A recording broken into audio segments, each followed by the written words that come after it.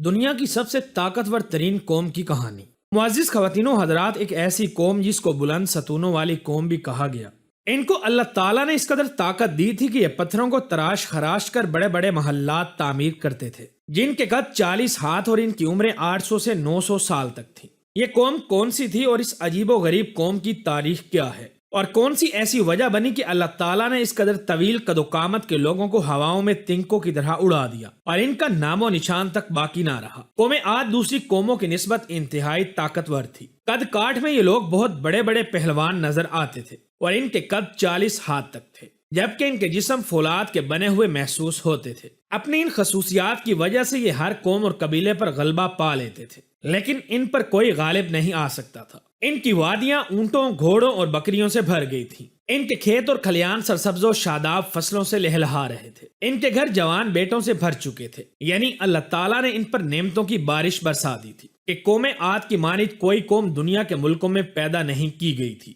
واضح ہے کہ قوم عاد میں دولت و ثروت کی فراوانی نے لوگوں کو عیش و عشرت میں ڈال دیا تھا۔ انہوں نے پتھروں کو تراش خراش کر بڑے بڑے محلات تعمیر کیے۔ اونچے ستونوں والے گھر بنانے کی وجہ سے ان کو بلند ستونوں والی قوم بھی کہا جاتا ہے۔ یہ لوگ اپنے باپ دادا کی زبانی سنی ہوئی طوفان نوح کی کہانی بھول گئے، حالانکہ اس طوفان کے زمین پر موجود نشانات انہوں نے خود دیکھے تھے۔ یہ بھول گئے کہ اللہ تعالیٰ نے قوم نوح پر طوفان کیوں بھیجا تھا۔ اس کی وجہ یہ تھی کہ ان لوگوں کو اپنی دولت اور طاقت پر گھمنڈ تھا، یہاں تک کہ قوم عاد کے لوگوں نے اللہ تعالیٰ کو مکمل طور پر بھلا دیا۔ یہ لوگ پہلے تصویروں اور مجسموں کے فتنے کا شکار ہوئے اور پھر آہستہ آہستہ پوری قوم عاد بت پرستی میں مبتلا ہو گئی۔ ان لوگوں نے بڑے بڑے پتھروں کو تراش کر دیو ہیکل بت تیار کر رکھے تھے۔ ان بتوں کے نام سمد، حمود اور حب تھے۔ طاقتور ترین قوم عاد جن کی جانب حضرت ہود علیہ السلام مبعوث کیے گئے۔ یاد رہے کہ حضرت ہود علیہ السلام عاد کے پڑپوتے تھے۔ انہوں نے اپنی قوم کو اللہ تعالیٰ کا ڈر سنایا اور دعوت اصلاح دی۔ انہوں نے اپنی قوم کو مخاطب کر کے فرمایا کہ اے میری قوم، تم ان پتھروں کی عبادت کیوں کرتے ہو؟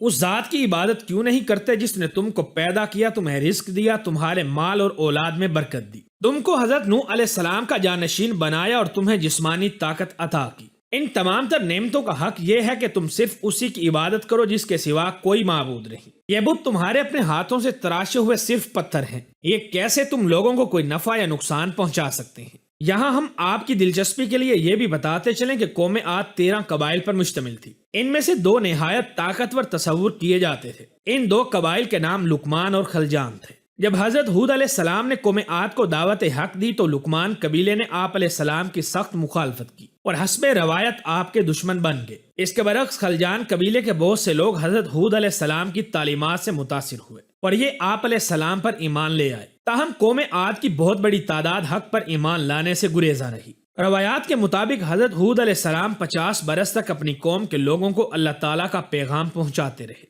مگر آپ کی تبلیغ کا اس نافرمان قوم پر کوئی اثر نہ ہوا۔ چند گنے چنے غریب ہی حضرت ہود علیہ السلام پر ایمان لائے۔ جب مسلسل تبلیغ کے باوجود قوم عاد اپنی سرکشی سے باز نہ آئی تو حضرت ہود علیہ السلام نے اللہ تعالیٰ سے دعا کی۔ پھر وہی ہوا، اللہ تعالیٰ نے اس نافرمان قوم کو سزا دینے کا فیصلہ فرما لیا۔ پہلے ان کو ہلکی سی یہ سزا دی گئی کہ 3 سال تک ان پر بارش نہیں برسائی اور ان کے کھیت اور باغات سوکھنے لگے، مویشی بھوک سے مرنے لگے، لوگ پانی کے لیے ترسنے لگے، ان کے گھروں میں فاقے ہونے لگے۔ حضرت ہود علیہ السلام اپنی قوم کی یہ حالت دیکھ کر نہایت غمزدہ تھے۔ ایک دن انہوں نے اپنی قوم سے فرمایا کہ اللہ تعالیٰ سے اپنے گناہوں کی معافی مانگو تاکہ وہ تمہاری مشکل آسان کرے۔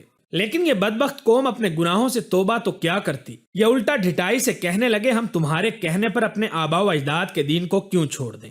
قرآن مجید میں ان کی اس سرکشی کا ذکر سورہ ہود کی آیت نمبر 53 میں ان الفاظ میں بیان ہوا ہے۔ انہوں نے جواب دیا، اے ہود، تو ہمارے پاس کوئی صریح شہادت لے کر نہیں آیا ہے اور تیرے کہنے سے ہم اپنے معبودوں کو نہیں چھوڑ سکتے اور تجھ پر ہم ایمان لانے والے نہیں ہیں۔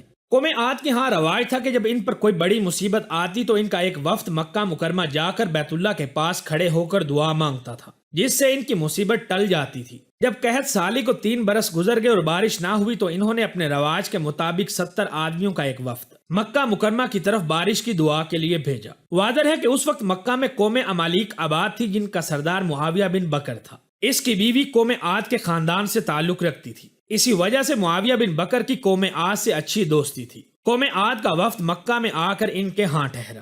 معاویہ بن بکر کے پاس کھانے پینے کی فراوانی تھی، لہذا اس نے ان کی خوب خاطر تواضع کی یہاں تک کہ اس کی 2 لونڈیاں تھیں جو بہت اچھا گانا گاتی اور رقص کرتی تھی. ان کو جرادتان کہا جاتا تھا. معاویہ بن بکر نے ان کی یہ ڈیوٹی لگا دی کہ وہ اس کے مہمان وفد کا ہر وقت رقص و سرور سے دل بہلایا کریں. اس وفد نے دعا تو کہاں مانگنی تھی، الٹا غفلت میں پڑ گئے اور عذاب الہی کو دعوت دینے لگے. یہ وفد 1 ماہ تک یہی مقیم رہا. 1 ماہ کے بعد جب یہ وفد واپس لوٹنے لگا تو ان کو اپنی دعا کا خیال آیا. اس وفد کا سردار قیل بن عنبر تھا.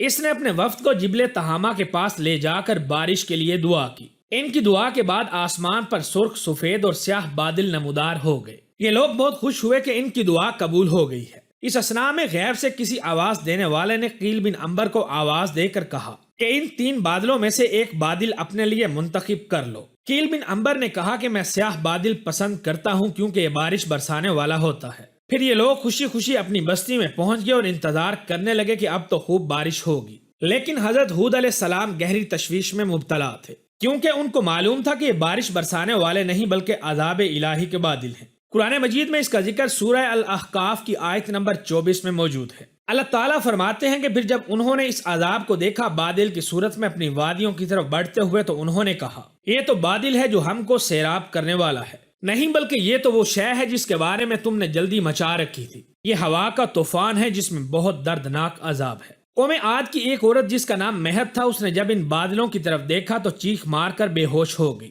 لوگ بہت حیران ہوئے کہ اس کو کیا ہو گیا. جب اسے ہوش آیا تو لوگوں نے پوچھا کہ اے مہد تم نے کیا دیکھ لیا؟ اس نے بتایا میں نے ان بادلوں میں ایک ایسی آندھی کو دیکھا ہے جو آگ کی طرح سرخ ہے اور اس کے پیچھے پیچھے کچھ لوگ ہیں جو اس کو ہنکاتے ہوئے لا رہے ہیں. بس کچھ ہی دیر گزری تھی کہ ان سیاہ بادلوں میں سے ایک سرخ آندھی طوفان کی طرح نمودار ہوئی اور قوم عاد کے بڑے بڑے پہلوانوں کو اٹھا اٹھا کر پہاڑوں کی چٹانوں پر یوں پٹکنے لگی جیسے درختوں کے پتے اڑتے پھر رہے ہیں. یہ آندھی مسلسل 8 دنوں تک یوں ہی طوفان برپا کرتی رہی، جس کا ذکر اللہ تعالیٰ نے سورہ الحاقہ کی آیت نمبر 7 اور 8 میں بیان فرمایا ہے. اللہ تعالیٰ نے اس کو مسلسل 7 رات اور 8 دن ان پر مسلط کیے رکھا. تم وہاں ہوتے تو دیکھتے کہ وہ وہاں اس طرح بچھڑے پڑے ہیں جیسے وہ کھجور کے بوسیدہ تنے ہوں. اب کیا ان میں سے کوئی تمہیں باقی بچا نظر آتا ہے؟